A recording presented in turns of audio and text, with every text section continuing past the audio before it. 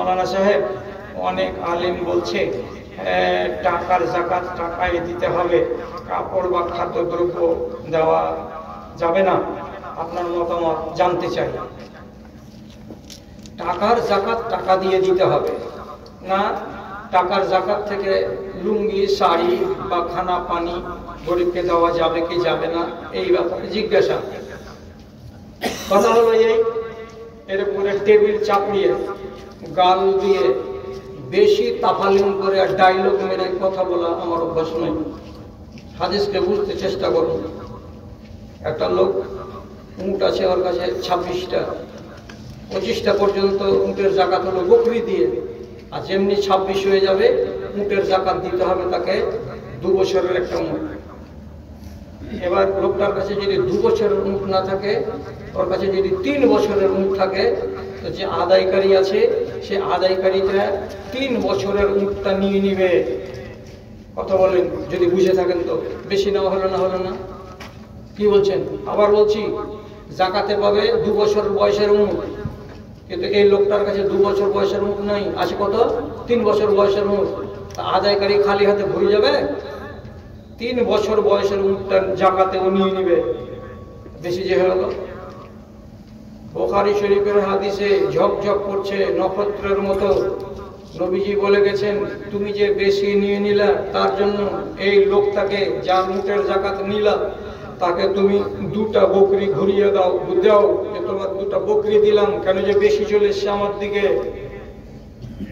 যদি 2টা বকরি তোমার কাছে না থাকে তো 20টা দিরহাম মানে 20টা আরবের টাকা আমাকে দিয়ে দাও। বকরি থাকলে বকরি দাও, বকরি না থাকলে কি দাও? কি দাও? দিরহাম মানে আরবের টাকা, টাকা দিয়ে দাও। উল্টা হয়ে গেল। কি উল্টা হলো? যে জাকাত নিতে এসেছে সে পাবে 3 বছরের উট একটা জাকাতে, 2 বছরের, কিন্তু এই বেচারি দিতে পারলো ওকে 1 বছরে, 2 বছরে দিতে পারলো না। তুই যে কম দিয়ে দিলি চাচা, তুমি আরো 2টা বকরি দিয়ে দাও। বকরি নেই, 20টা দিরহাম দিয়ে দাও, তোমার শোধ হয়ে গেল। তাহলে জাকাতের গিয়ে উটের বদলে উট পেল না, তখন কি দিতে বললো? বকরি। কোয়ালিটি বদলিল না? বদলিল না। বকরি নাই তো বলছে টাকা দিয়ে দাও। কোয়ালিটিটা বদলিল না? বদলিল না? বদলিল। এবার ইমাম বুখারী এত বড় মুহাদ্দিস, এর মতো বড় মুহাদ্দিস এখন পর্যন্ত দুনিয়াতে দেখতে পাওয়া যায় না। উনি বুখারী শরীফের ভেতরে কিতাব লিখছেন, তা কিতাব লিখতে গিয়ে একটা বাব অধ্যায় লিখছেন, সেখানে তাতে ওখানে বলছেন কি, একটা বাবের উপরে লিখছেন একটা হাদিস এনেছেন। সে হাদিসটাতে বলছেন কি, মুয়াজ রাদিয়াল্লাহু তাআলা আনহুকে ইয়ামান দেশে যখন যাকাত ওসুল করতে পাঠানো হলো, তো মুয়াজ রাদিয়াল্লাহু তাআলা আনহু ইয়ামান দেশের ওখানকার লোকেদেরকে বলছেন যে ইতুনি বিআরজিন খামিসিন আও লাবিসিন, ইয়ামানের লোক, তোমরা আমাকে তোমাদের এই সব ভুট্টার বদলে, জগের বদলে, উটের বদলে, ছাগলের বদলে তোমরা কেউ কেউ আমাকে চাদর দাও, বড় বড় থান দাও, জামা দাও, কাপড় দাও, এগুলো আমি নিব। কেন যে এগুলো মুখাপেক্ষী মদিনার লোক। এই হাদিসটাকে হযরতে তাউস বর্ণনা করেছেন মুয়াজ থেকে, কিন্তু মুয়াজকে উনি দেখেননি, তার জন্য এটাকে বলা হয়েছে মুরসাল। আর ইমাম বুখারী জানেন যে মুরসাল হাদিস শক্তিশালী নয়, তার জন্য তিনি বাবের ভেতরে ঢুকালছেন, ঢুকিয়ে বলতে চাইছেন নিজের মত। কি মত? যদি যাকাতের মালকে কোয়ালিটিতে পরিবর্তন করতে পারে, এটা ইমাম বুখারীর মত। উনি এই উদ্দেশ্যে ওই মুরসাল হাদিসটাকে ওই জায়গাখানে বাবের ভেতরে ঢুকিয়ে আলোচনা করেছেন। তাহলে ইমাম বুখারীর মতো এত বড় ফকিহ আর এত বড় জালিলুল কদর সাহাবী, তিনি বলছেন যাকাতের কোয়ালিটির ভেতরে যদি হেরফের হয়, এটা থেকে এটা দিলাম বা এটা থেকে এটা দিলাম, তো এটা করা যাবে, তাৎপর্যের বিচারে করতে পারা যায়।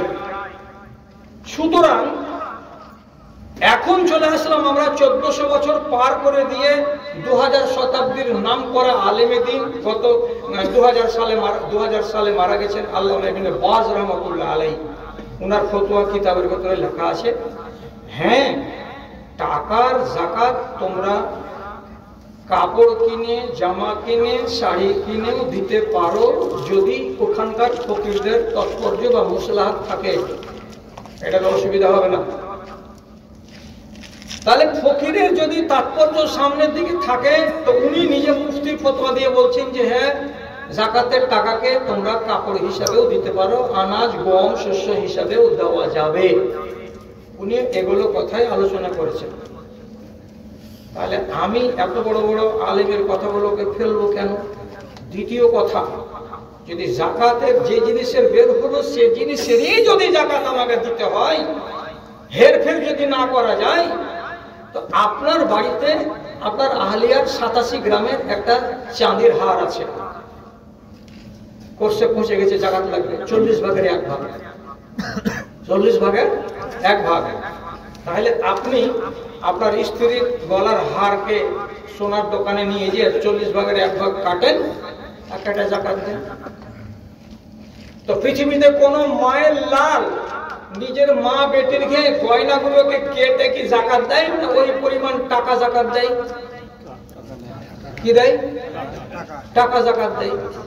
তখন সারা জগতের আলেম কেন বলছেন যে আপনারা এখান থেকে সোনাটাকে গয়নাটাকে নষ্ট না করে আপনি আর মূল্যটা দিয়ে দেন? তো মূল্য কেন জায়েজ হয়ে গেল? তখন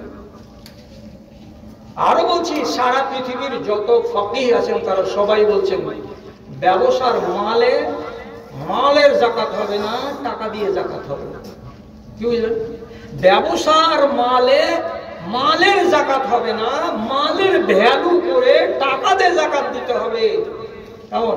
আমার এটা দোকানে দেখি আছে, নজেল আছে, এলিমেন্ট আছে, পাম্পসেট আছে, ডিজেল আছে, অমুক আছে, তমুক আছে, থ্রেস আছে, সব যত আউজার আছে ট্রাকের আর পাম্পসেটের সবগুলো এখানে পাওয়া যায়।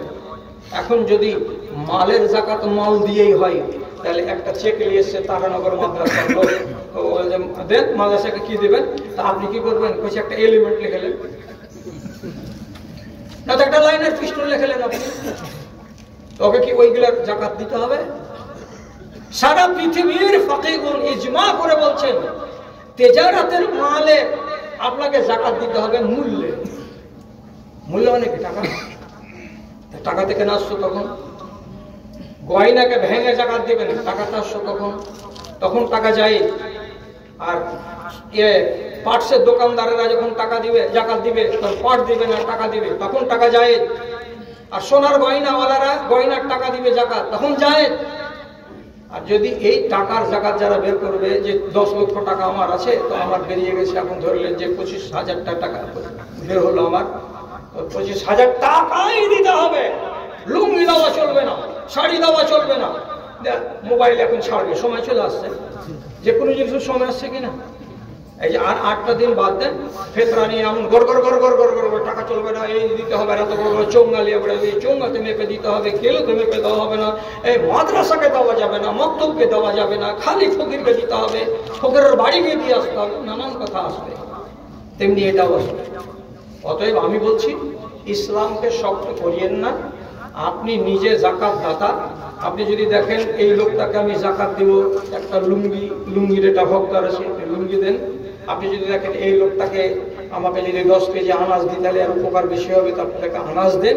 আপনি যেভাবে ফকিরের মুসলাহাত দেখতে পাবেন সেভাবে আপনার জাকাতটাকে ব্যবহার করবেন। ইনশাআল্লাহ আপনার এই জাকাতটা একারক যাবে না, ইনশাআল্লাহ।